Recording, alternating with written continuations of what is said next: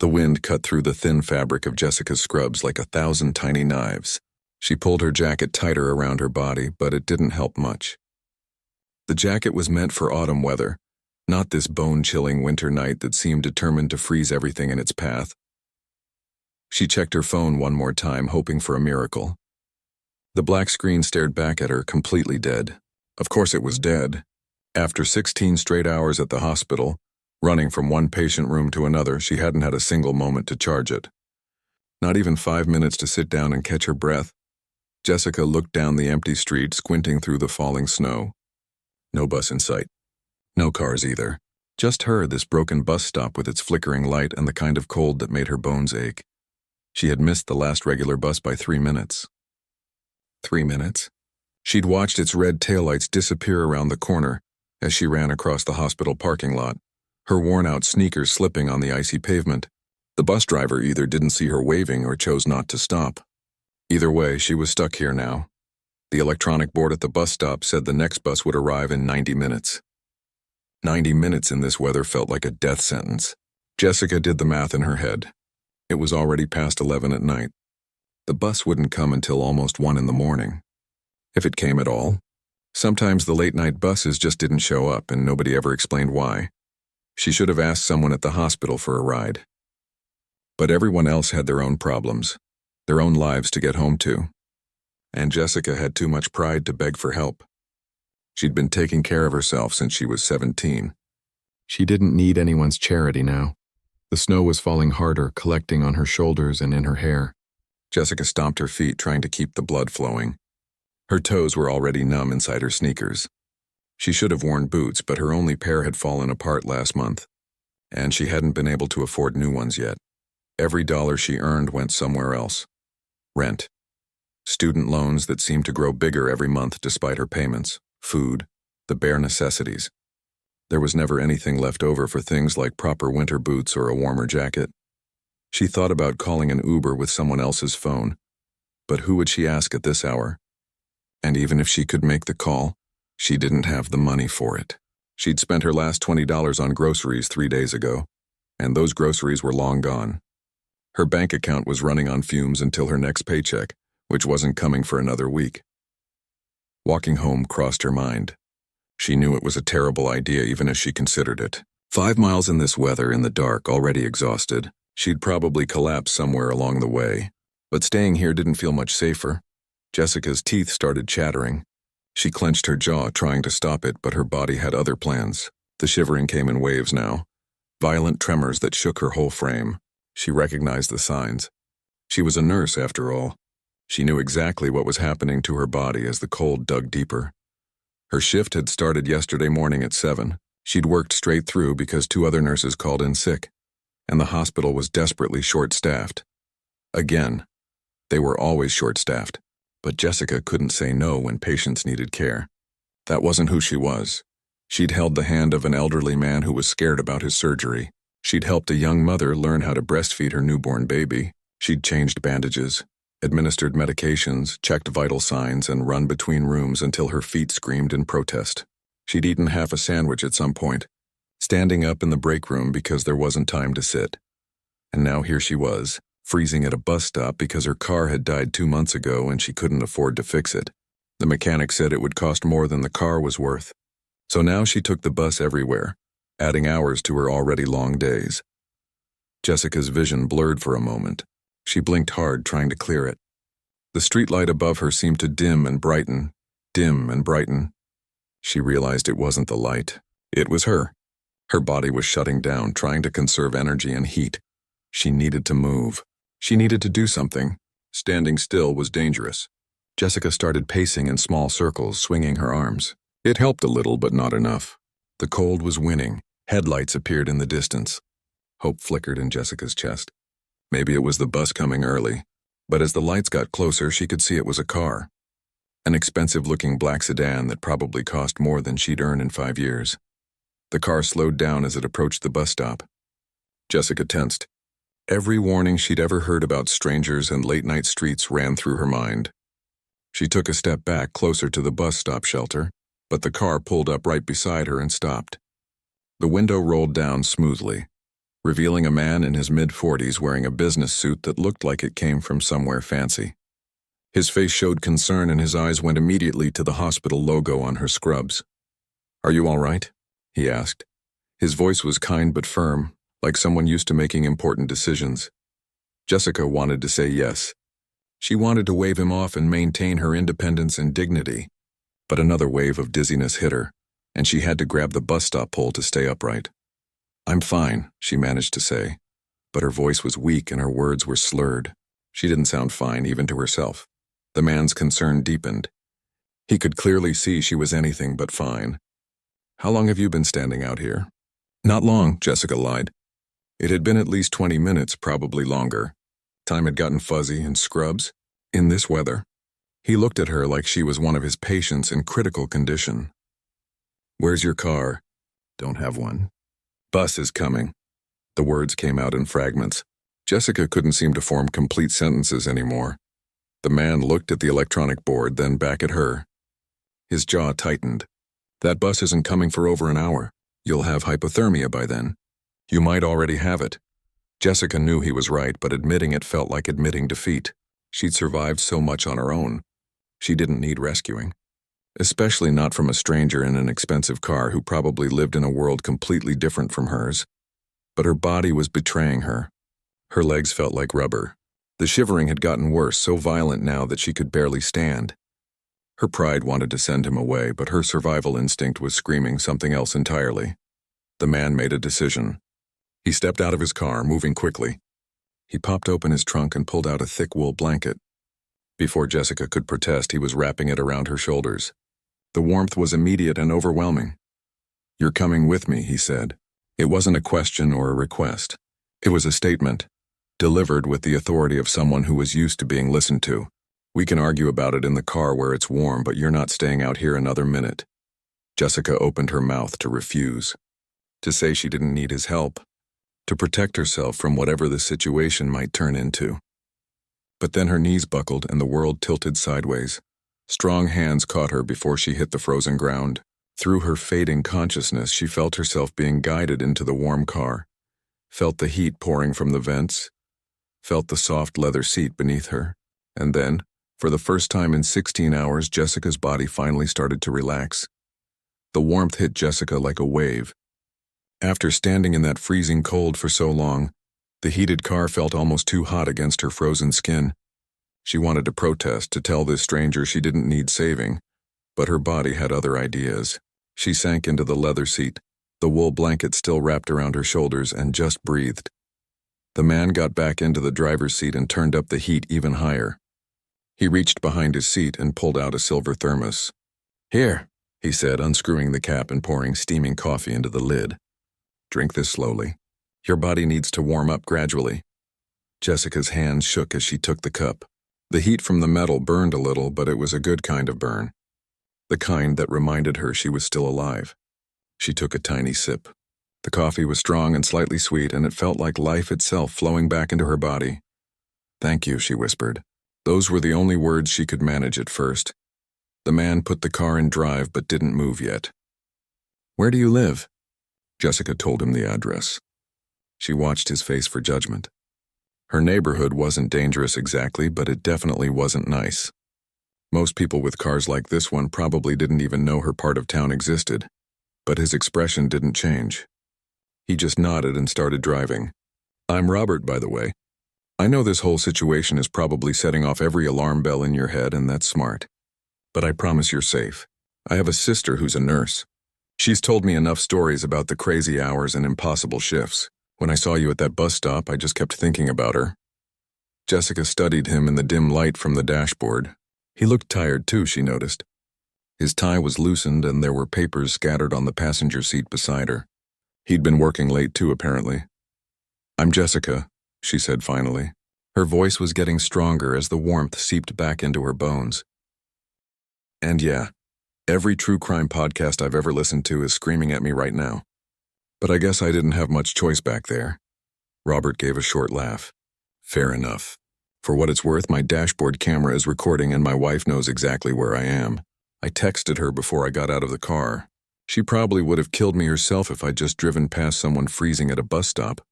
Something about that made Jessica relax a little. The detail about his wife, the dashboard camera. These weren't things a dangerous person would volunteer. And honestly, if he'd wanted to hurt her, she'd been so weak back there that she couldn't have fought him off anyway. Might as well accept that she'd gotten lucky. She took another sip of coffee and felt her brain starting to work properly again. 16 hours, she said. That's how long my shift was. We had 2 people call in sick and the hospital is already running on fumes. So those of us who showed up had to cover everything. Robert glanced at her with concern. 16 hours? That can't be legal. It's legal if you volunteer. And what am I supposed to do, say no? Let patients suffer because we're short-staffed? Jessica heard the defensiveness in her own voice and softened it. Sorry, I'm not angry at you. I'm just tired. So tired I can barely think straight. Don't apologize. You have every right to be angry. The system is broken. Robert stopped at a red light and turned to look at her properly. Can I ask you something? When was the last time you ate? Jessica had to think about it. This morning. No, wait. Yesterday morning. I had toast before my shift started. Had it really been that long? No wonder she felt so weak. Robert's expression hardened.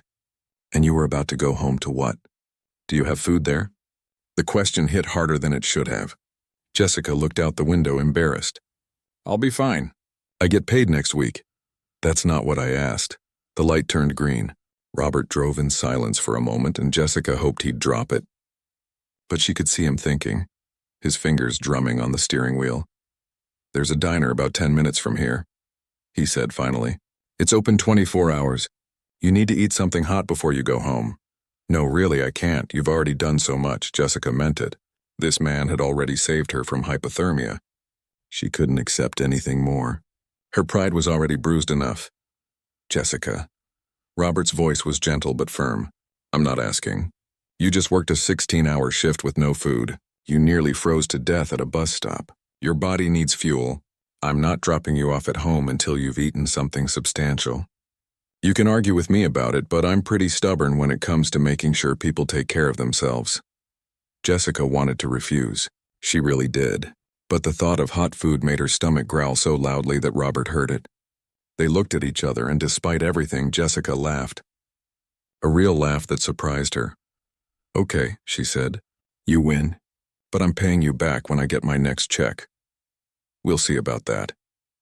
The diner was one of those classic places with red vinyl booths and a flickering neon sign. At this hour it was mostly empty except for a few other late-night workers and someone who looked like they were having a very long day of their own. They slid into a booth, and a tired-looking waitress brought them menus. Jessica ordered soup and a sandwich, trying to pick the cheapest things on the menu. Robert ordered the same and added a side of fries without asking her. So, Robert said after the waitress left, how long have you been a nurse? 3 years. Feels like 30 sometimes. Jessica wrapped her hands around the water glass the waitress had brought, still seeking warmth anywhere she could find it. I always wanted to help people. Even when I was a kid, I was the one bandaging my friend's scraped knees and taking care of sick animals. Nursing felt like the right path. Do you regret it? Jessica thought about that. No, never, even on days like today. There was this elderly man, Mr. Peterson, and he was terrified about his surgery tomorrow. I spent 20 minutes just sitting with him, holding his hand, telling him it would be okay. And I saw his whole body relax. That's what I love about nursing. Those moments where you actually make a difference. Robert smiled. My sister says the same thing. She's been a nurse for 15 years now. She works in pediatrics, so that must be incredibly hard. It is. But she says the kids make it worth it. Robert paused as the waitress brought their food. The soup was hot and thick, and Jessica had to stop herself from burning her mouth in her eagerness to eat it. As they ate, the conversation flowed more easily. Robert told her about his company. He ran a medical technology business that made equipment for hospitals. He'd started it 20 years ago in his garage after watching his mother struggle with outdated medical devices during her cancer treatment. I barely had anything when I started, he said. I was working 3 jobs, sleeping maybe 4 hours a night, building prototypes in whatever spare time I could find. Everyone thought I was crazy, but I knew there had to be better ways to help people. Jessica looked at him with new understanding. So you weren't always driving fancy cars and wearing expensive suits? God, no. I wore the same pair of jeans for 5 years straight. I ate ramen noodles for dinner more nights than I can count. I know what it's like to be broke and exhausted and wondering if things will ever get better. That changed things. Jessica had assumed Robert was one of those people who'd never struggled, who couldn't understand what her life was like. But maybe he understood more than she thought, did they? Jessica asked. Get better? Robert looked at her seriously. They did, but not overnight and not without help. I was too proud to ask for help for a long time. Nearly destroyed myself trying to do everything alone. It wasn't until I learned to accept help that things really started to change. Jessica heard the message under his words. She took another bite of her sandwich, thinking about pride and help and what it meant to let people in. The soup and sandwich sat warm in Jessica's stomach as Robert drove her home. She felt almost human again, though the exhaustion was still there, buried deep in her bones. It was the kind of tired that sleep couldn't fix in just one night. When they pulled up to her apartment building, Jessica felt that familiar squeeze of embarrassment. The building was old, with peeling paint and a front door that never quite closed right. One of the security lights was out, leaving half the entrance in darkness. It wasn't the worst place in the city, but it definitely wasn't good. Robert parked and looked at the building for a long moment. Jessica could almost hear him thinking. The lock's been broken for 3 weeks, she said, answering his unspoken question. The landlord keeps saying he'll fix it. He never does. Robert's jaw tightened, but he didn't say anything.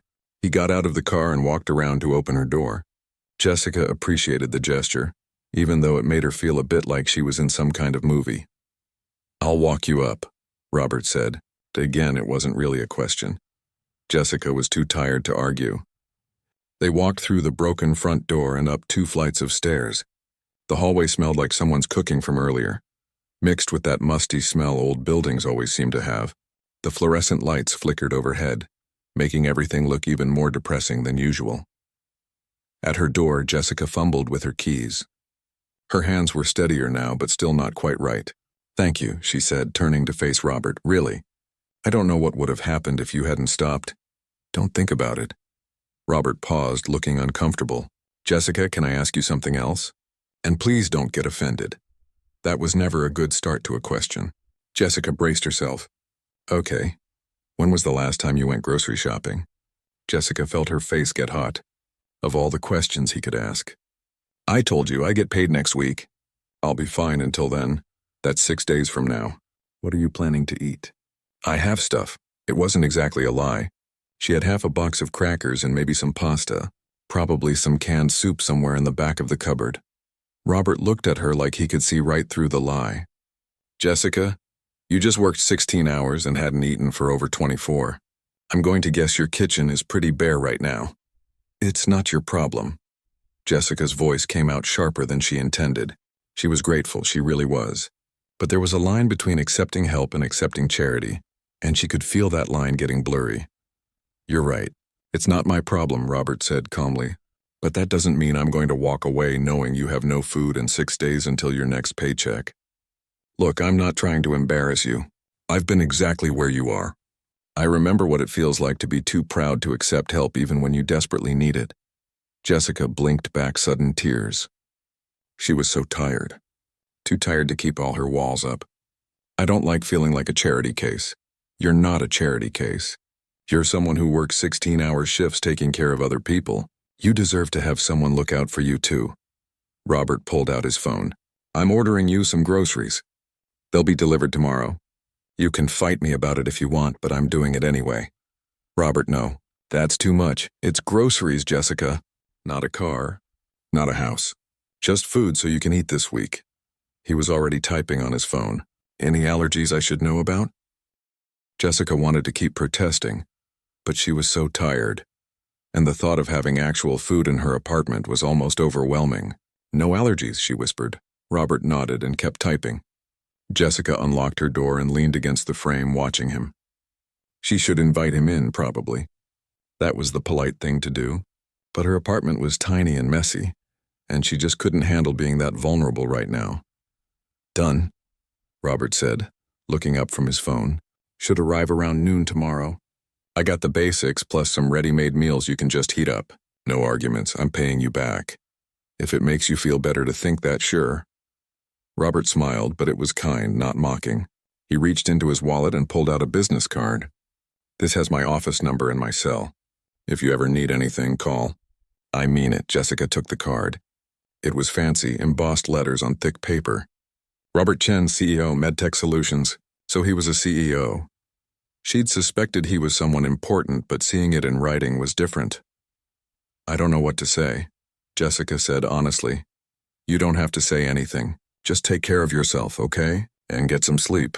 You look like you're about to fall over." Jessica laughed despite everything. "I feel like I'm about to fall over." Robert turned to leave, then stopped. "One more thing. My company works with a lot of hospitals.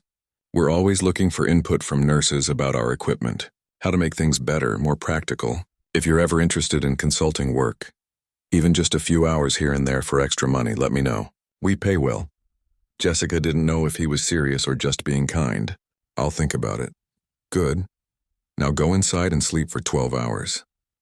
Jessica watched Robert walk back down the hallway and disappear down the stairs. She heard the front door open and close. Through her window, she watched his car pull away from the curb and drive off into the night. Inside her apartment, Jessica finally let herself cry. Not sad tears exactly, more like overwhelmed tears, the kind that came when something happened that you didn't know how to process. She changed out of her scrubs and into her oldest, softest pajamas. Her bed had never looked more inviting. But before she collapsed into it, she looked at Robert's business card again. Part of her brain said this was weird. Rich CEOs didn't just rescue freezing nurses and buy them groceries. This kind of thing didn't happen in real life. There had to be a catch somewhere. But another part of her brain, the part that was too tired to be suspicious, remembered the genuine concern in Robert's eyes, the way he'd talked about his sister, his own struggles. Maybe some people really were just kind. Maybe she'd gotten incredibly lucky tonight. Jessica set her phone to charge and climbed into bed. Her body felt heavy, like she was sinking into the mattress. Tomorrow she'd probably wake up and wonder if this whole thing had been a dream, a stress-induced hallucination from working too hard and getting too cold. But the business card was real. She put it on her nightstand where she could see it. The next morning, Jessica woke up at 2 in the afternoon. She'd slept for 15 hours straight. Her body still ached, but it was the good kind of ache, the kind that meant she was recovering. She stumbled to the kitchen and made coffee with the last of her grounds. While she waited for it to brew, she checked her phone. There was a text from an unknown number. "Grocery delivery scheduled for 3 p.m. Make sure you're home. And seriously, take another day off if you can. You earned it." Robert. Jessica smiled at her phone. How did he even get her number? She must have been more out of it last night than she thought. Or maybe she'd given it to him at the diner and just didn't remember. She texted back, "Thank you. I have the next 2 days off. And I'm serious about paying you back." His response came quickly, "We'll see. Enjoy your time off." At 3 o'clock exactly, someone knocked on her door.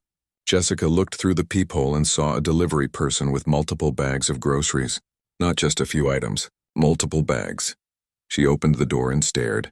There had to be at least a week's worth of food, probably more. Fresh fruits and vegetables, real meat, not the cheap stuff. Bread that looked like it came from an actual bakery. Eggs, milk, cheese, ready-made meals like Robert had promised. Even some treats like chocolate and fancy coffee. Jessica carried everything inside, bag after bag. She started putting things away and noticed something in the bottom of the last bag. A small white box with a note attached. She opened the note first. "Your phone was about to die when you got in my car. Figured you might need this. No nurse should be stranded without a working phone. This is non-negotiable, so don't even try to return it." Inside the box was a new smartphone. Not the fanciest model, but definitely nicer than the half-broken one she'd been using. Jessica sat down on her kitchen floor, surrounded by grocery bags, holding a brand new phone, and cried again. But this time she was smiling too. Jessica stared at the phone in her hands for a long time. She knew she should call Robert and insist on returning it. This was too much. The groceries were already pushing the limits of what she felt comfortable accepting. But a phone? That felt like she was taking advantage of someone's kindness. She picked up Robert's business card and dialed his number before she could talk herself out of it. He answered on the second ring. "I was wondering when you'd call," Robert said. She could hear the smile in his voice. "Robert, I can't accept this phone. It's too much. I figured you'd say that. But here's the thing, Jessica. That phone isn't just for you. It's for my peace of mind. What if you get stuck somewhere again? What if there's an emergency? Every healthcare worker needs a reliable phone. Consider it a safety device. That's a very expensive safety device. Not as expensive as a hospital bill if you collapse somewhere and can't call for help. Robert's voice turned more serious. Look, I know you're uncomfortable. I get it, but think of it this way. You spend your days taking care of other people. You probably tell your patients to accept help all the time, right? Jessica sighed. That's different. Is it, though? You're human, too. You deserve the same care you give everyone else. He paused. Tell you what. If it makes you feel better, you can do something for me in return. What kind of something? Jessica was immediately suspicious. Remember I mentioned consulting work? I meant it. Come to my office next week. I want to show you some of the equipment we're developing and get your honest feedback. We pay $200 an hour for nurse consultants. Give me 2 hours of your time and we'll call the phone even. Deal? $200 an hour? Jessica did the math quickly. That was $400 for 2 hours of work. That was more than she made in an entire shift at the hospital. You're serious? Completely serious. We have nurses consult for us all the time. Your perspective is valuable. The people designing medical equipment aren't the ones using it every day. We need input from people like you to make sure we're creating things that actually help, not just things that look good in a catalog. Jessica felt her resistance weakening. If this was actual work, not charity, maybe she could accept it. Okay, 2 hours. But that's it. Perfect. I'll have my assistant set something up. Check your new phone tomorrow. The number will be programmed in. After they hung up, Jessica activated the phone. It was already set up with a plan ready to go. She spent the rest of the evening transferring her contacts and getting familiar with it. It was faster than her old phone with a better camera and a battery that actually held a charge. The next few days were strange for Jessica. She was used to working constantly, running on empty, barely keeping her head above water. Having 2 days off with a full refrigerator and no immediate crisis to handle felt almost alien. She slept. She cooked actual meals. She watched movies without falling asleep halfway through. She even cleaned her apartment, which had been neglected for months. But mostly she thought about Robert and his offer. Part of her was excited about the consulting work. She had plenty of opinions about hospital equipment. The IV pumps that beeped too quietly, the vital signs monitors with screens that were hard to read in dim lighting, the medication carts that were impossible to maneuver around tight corners. Another part of her was nervous. She'd never been in a corporate office before. She didn't know how to act around CEOs and business people. What if she said something stupid? What if her feedback wasn't actually helpful? On her second day off, Jessica went for a walk. It was still cold, but nothing like that horrible night at the bus stop. She had proper warm clothes this time, and the sun was out. She found herself thinking about the elderly patients she'd cared for over the years. The ones who refused help because they didn't want to be a burden. She always told them the same thing. Accepting help isn't weakness. It's wisdom. It takes strength to admit you can't do everything alone. Maybe she needed to take her own advice. When Monday came, Jessica returned to work. Her coworkers noticed the difference in her immediately. You look human again, her friend Lisa said during their lunch break. What happened? Did you finally get some sleep? Jessica told her about that night. The broken-down bus schedule, the freezing cold, the CEO who stopped to help. Lisa's eyes got wider with every detail. Wait, hold on. A random CEO just bought you groceries and a phone? Jessica, that's insane. Are you sure this guy doesn't want something? He offered me consulting work. Legitimate work. Still sounds too good to be true. Maybe, Jessica admitted. But I've been thinking, what if it is true? What if some people are just genuinely kind? We see the worst of humanity in this job sometimes. Maybe this is what the best of humanity looks like. Lisa shook her head, but she was smiling. You always were too optimistic. Just be careful, okay? I will. That Wednesday, Jessica received an email on her new phone. Robert's assistant had scheduled her consulting session for the following Monday at 10 in the morning. The email included the office address and a visitor parking pass. Jessica requested the morning off from work. Her supervisor, who rarely approved time-off requests, surprisingly said yes immediately. Maybe Jessica's near-death experience at the bus stop had made an impression. The night before the consultation, Jessica agonized over what to wear. She didn't own business clothes. Her wardrobe consisted mostly of scrubs, jeans, and t-shirts. Finally, she settled on her nicest pair of black pants and a simple blue sweater. It wasn't fancy, but it was clean and professional enough. She barely slept that night. Her mind kept running through scenarios. What if she got there and realized this whole thing was some kind of weird scam? What if Robert expected things from her that she wasn't comfortable with? What if she was completely out of her depth? But another voice in her head, quieter but steady, reminded her of Robert's kindness, the genuine concern in his eyes, the way he'd talked about his sister, his own struggles building his company from nothing. Monday morning arrived cold and clear. Jessica took the bus downtown, which was much more pleasant when she wasn't freezing and exhausted. The route took her to a part of the city she rarely visited. Glass buildings and people in expensive suits walking purposefully to wherever important people went. Robert's company was in a modern building with a gleaming lobby. Jessica felt incredibly out of place as she walked through the revolving doors. The security guard checked her name against a list and handed her a visitor badge. 23rd floor, he said with a smile. Elevators are to your left. In the elevator, Jessica caught her reflection in the polished metal doors. She looked nervous. She was nervous. But she was here. She was doing this. The elevator doors opened to a reception area with comfortable chairs and modern art on the walls. A young woman at the desk looked up and smiled. You must be Jessica. Mr. Chen is expecting you. Right this way. Jessica followed her down a hallway lined with windows overlooking the city. They stopped at a corner office with a nameplate that read, Robert Chen, Chief Executive Officer. The receptionist knocked and opened the door. Jessica is here. Robert looked up from his desk and his whole face lit up. Jessica, come in, come in. He stood and walked around the desk to shake her hand. You look great. Much better than the last time I saw you.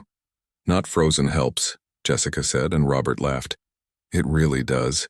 He gestured to a comfortable chair. Have a seat. Can I get you anything? Coffee? Water? Water would be great. As Robert poured water from a pitcher on a side table, Jessica looked around his office. It was nice, but not overly fancy.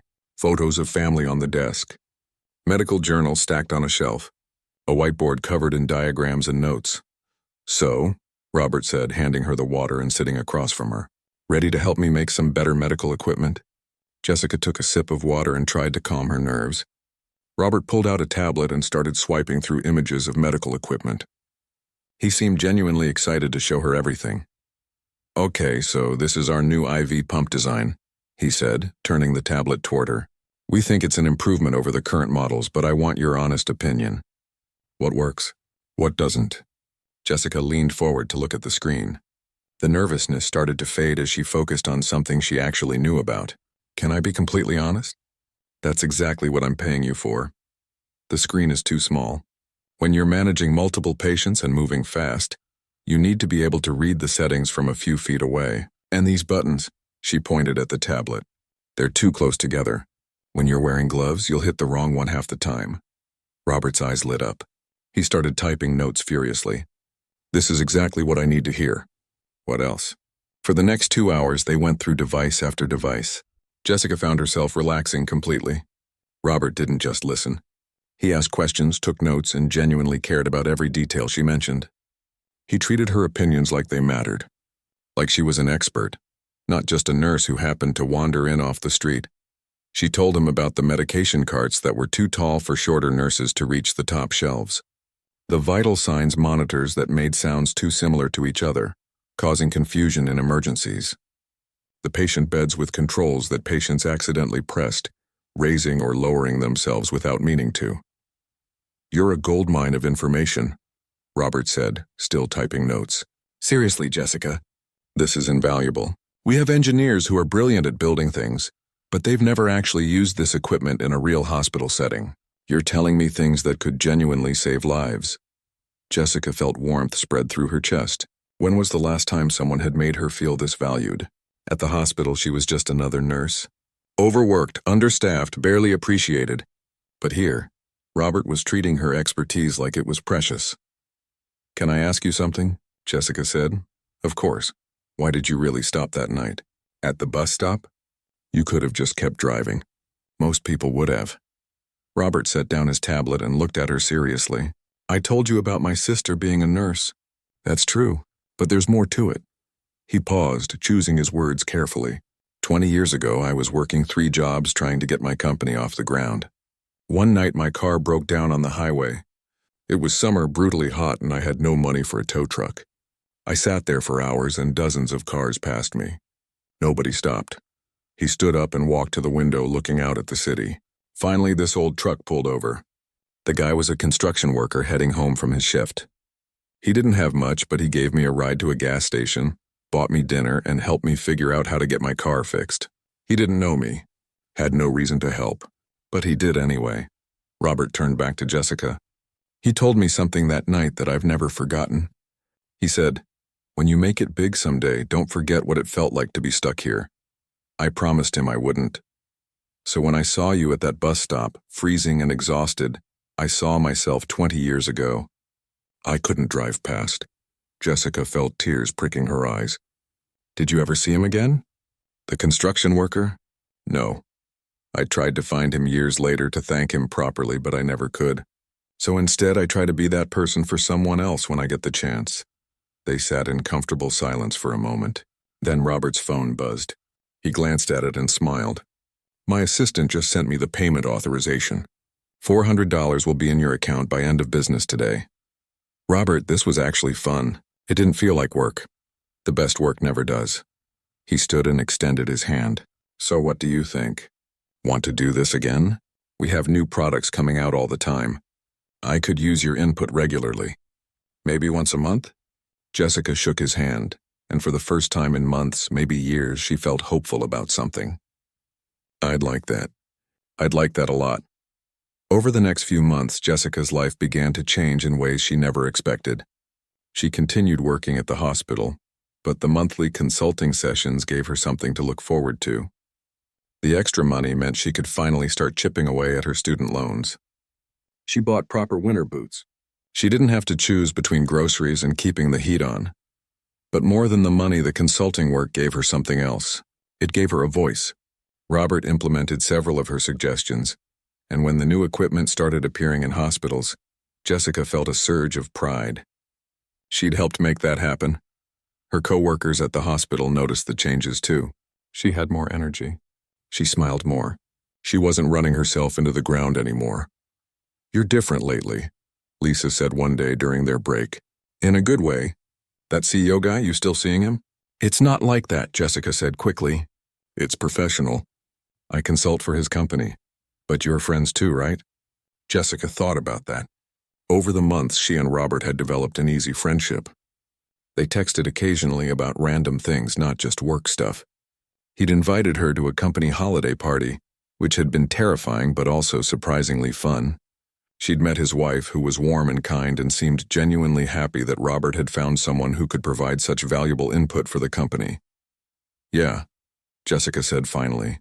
I guess we are friends. 6 months after that freezing night at the bus stop, something unexpected happened. Jessica was called into her supervisor's office at the hospital. Her stomach dropped. Being called to the supervisor's office was never good news. But when she walked in, her supervisor was smiling. Jessica, I want to talk to you about an opportunity. We're creating a new position, patient care liaison, someone who works between the medical staff and hospital administration to improve patient care and equipment efficiency. The pay is significantly better than floor nursing and you'd have more regular hours. Jessica's mind was spinning. Why me? Because you've been consulting with MedTech Solutions and they can't stop singing your praises. Robert Chen himself called our director and told us we'd be foolish not to promote you. He said you have insights that could transform how we operate. Jessica felt like she might cry right there in the office. Robert had done this. He'd advocated for her without even telling her. She took the position. It was scary leaving the floor, leaving the direct patient care she loved. But the new role let her improve things on a larger scale. She could advocate for nurses, make their jobs easier, and ensure patients got better care. A year after that night at the bus stop, Jessica stood in Robert's office again. But this time she was there as an equal. She'd just given a presentation at a major healthcare conference about improving hospital equipment, and Robert had been in the audience. You were incredible up there, Robert said, beaming with pride. Remember when you could barely look me in the eye because you were so nervous? Jessica laughed. I remember being convinced you were either a serial killer or running some kind of elaborate scam. To be fair, it did sound pretty unbelievable. Robert pulled out 2 coffee cups from his desk drawer. I got you something. He handed her one of the cups. On it were the words, "World's Best Consultant." Really? Jessica said, but she was smiling. Really? You've helped save lives, Jessica. The equipment changes you've suggested, the protocols you've helped design, they're making a real difference in hospitals across the country. You should be proud. Jessica held the mug and thought about that freezing night, how hopeless she'd felt, how close she'd come to just giving up, if Robert had driven past, if she'd been too proud to accept his help. None of this would have happened. Thank you, she said quietly, for stopping that night, for seeing me when I couldn't see myself. Robert's expression turned serious. You don't need to thank me. You did this, Jessica. I just gave you a chance. You're the one who took it and ran with it. That's all you, but Jessica knew better. Yes, she'd worked hard. Yes, she'd earned everything she had now. But none of it would have been possible without one person choosing kindness over convenience. Without someone seeing a freezing, exhausted nurse at a bus stop and deciding she was worth saving. Sometimes Jessica still took the bus past that old stop. The light had been fixed. The neighborhood had even gotten a bit nicer. But she never forgot what it felt like to stand there in the cold, feeling invisible and forgotten, and she made a promise to herself. The same promise Robert had made years ago to a construction worker who helped him. When she saw someone who needed help, she wouldn't drive past. She'd stop. She'd be the person who changed someone's life, the way hers had been changed, because that's what kindness does. It doesn't just help one person. It starts a chain reaction that keeps going, touching lives in ways you can never fully measure. And it all started with 6 simple words on the worst night of her life. You're coming with me.